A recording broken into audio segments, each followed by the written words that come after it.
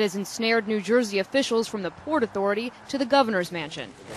At yesterday's marathon press conference, Governor Christie said Kelly had told him she had nothing to do with the closure, a lie exposed when her emails were released. I have not had any conversation with Bridget Kelly since the email came out.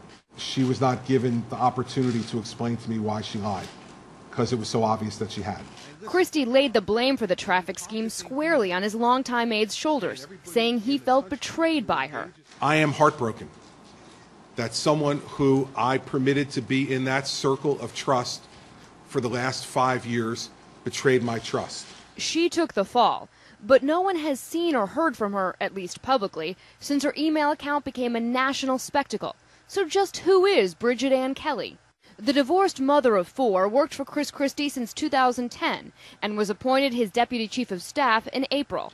About 5 months later, she sent the career-ending message, "Time for some traffic problems in Fort Lee."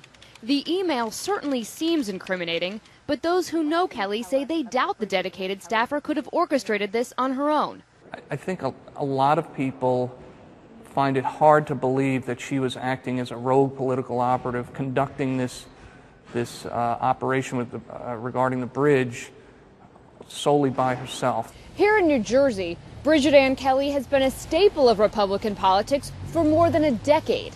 She began as a legislative aide for Republican Assemblyman David Russo and eventually rose to become his chief of staff in 2002.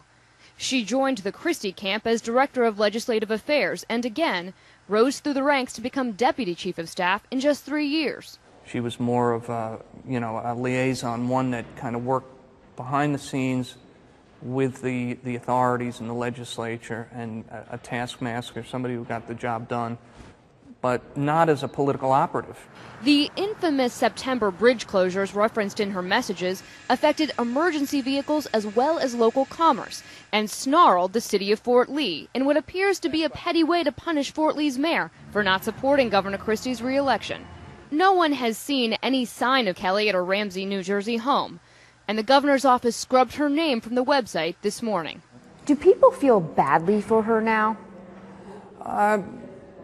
I think there are some. I think people are waiting to find out more information before they make any judgment about it.